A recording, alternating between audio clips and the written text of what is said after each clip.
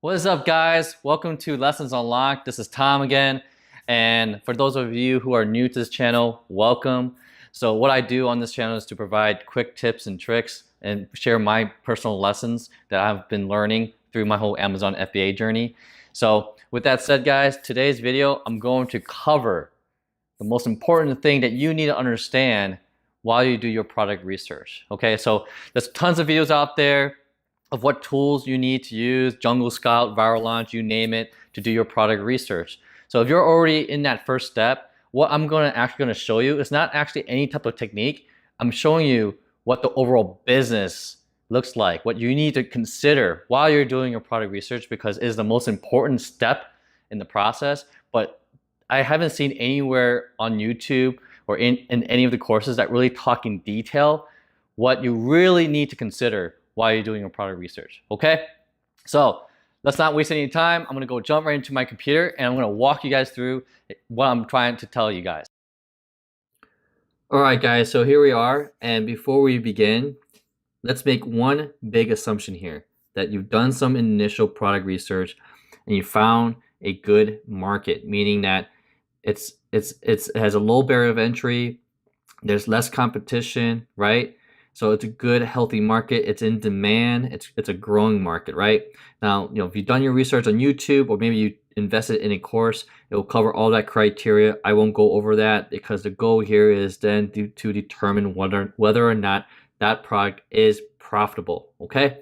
So let's assume you found a good market and it's a good selling market. So the numbers will tell you the truth, right, behind all of it. All right, so let's go through this. So the product price. We're going to use this example. I pulled these numbers from an actual listing, but let's just use this as an example where you have a product price of $21.99. Now, here's my recommendation. Try to do two different calculations. One is your target price, your best scenario price, and your worst case scenario price. Reason being, this is what I've learned.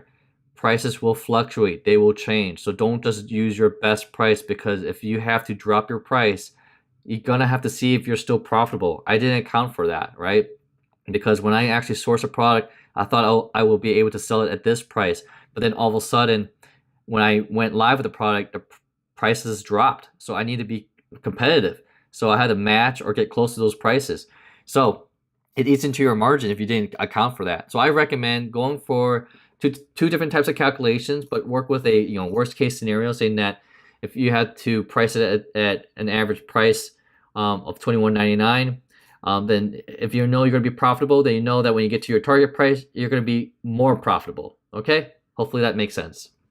All right, let's assume you have a $21.99 product and it costs you $5.50 to produce that product, okay? Meaning you get it manufactured, you negotiated, right? You got inserts, you got packaging, you got logos, you got labels, all sorts of things, all in, including shipping, right? Costs you $5.50 from the time it gets produced to the time it lands into Amazon's warehouse, okay? So hopefully that makes sense. This is all in, $5.50, all right? Monthly storage will vary based on the size and weight of your product, but let's assume this is gonna be a small, medium product.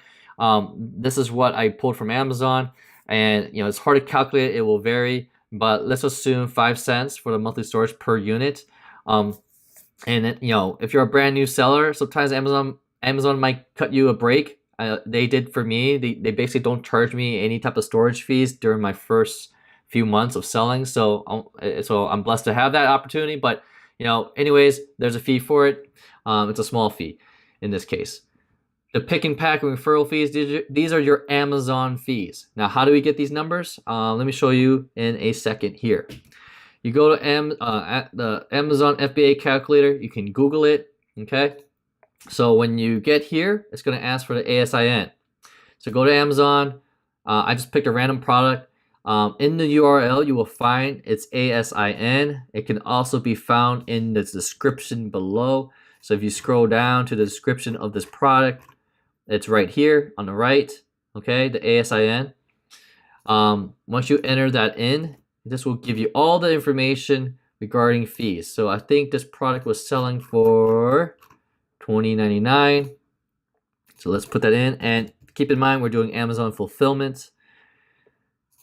Okay, $315 for fees and $563 for fulfillment. Okay, so it's around $9, right, in terms of fees. Not too far off from what we have. Okay, about $851 in total FBA fees. Okay. All right, so that's how you get an estimate on that. Then you can calculate your overall profit. So your profit is taking your price minus your cost of the product minus your fees. This is your net profit of $7.98 per unit. That will net you a margin of 36% and a ROI of 145%. What is ROI? It's basically taking what you've invested and what you're getting back. Okay, so we put in $550, we got $7.98 back. That's 145% return. Hopefully that makes sense. All right, so let's jump over to what I feel like is the most important thing to understand. Let's assume you sell everything in the first month. You will generate close to $6,600 in sales revenue. Amazon fees will add up to $2,500. You're taking the number of units times the fees. And amazingly enough, look at this percentage here. You take that and you divide it by the revenue, 39%. Amazon takes 39%. That's how they make the money. I mean, that's what you have to pay to play in their playground, right?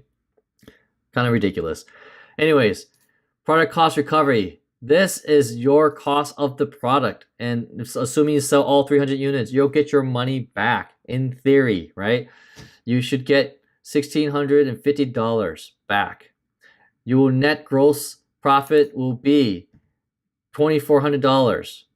Okay, to calculate that, it's basically taking your monthly sales revenue minus your fees minus your costs. You will net an additional $2,400. The reason why I have these highlighted is because this is your money in your bank account in theory, $4,000 just about, okay? The reason why I want to emphasize the importance of this is that we haven't even accounted for the amount of marketing or ad spend or whatever strategy you decide to do to get your product exposed to the customers, whether it's through PPC campaigns, Facebook ads, funnels, whatever it may be. There's so many different ways, but we haven't even done that. This is just to get your product sold on Amazon, right?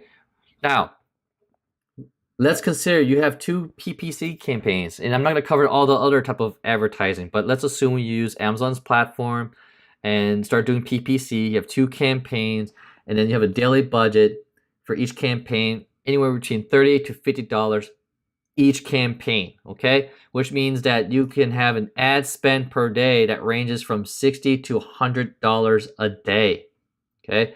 So in a 30-day month, you're looking at $1,800 to $3,000 in ad spend. That's a lot of money, guys, okay? Now, obviously, you can go lower, but during your first month when you launch your product, you want to go aggressive. You want it to be exposed, okay?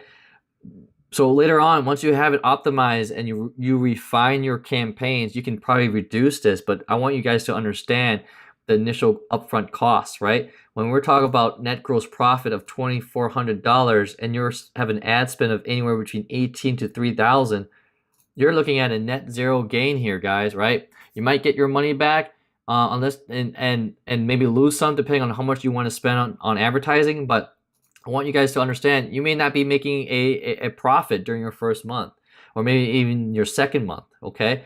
So keep that in mind when you're doing your product research. This is why I want to give you guys this breakdown, this overview, and hopefully gain a lot of value out of it, because I wish I knew this before going in, because otherwise I should have sourced a much higher percentage profitability and ROI for a product. So because I already know I'm spending close to this amount, you know, in terms of ad spend. All right, guys, so that's pretty much it. I'm gonna jump out of my computer and we'll talk then.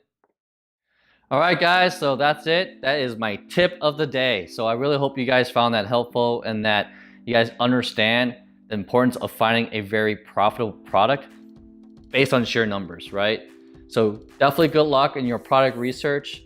And if you guys are, again, new to this channel, definitely consider subscribing as I try to post out, you know, little tips and tricks, things that I personally learned, because like today's video, I wish I knew some of this stuff up front, because I would have actually spent a little bit more time sourcing a more profitable product, because I've been eating up all my profits on advertising.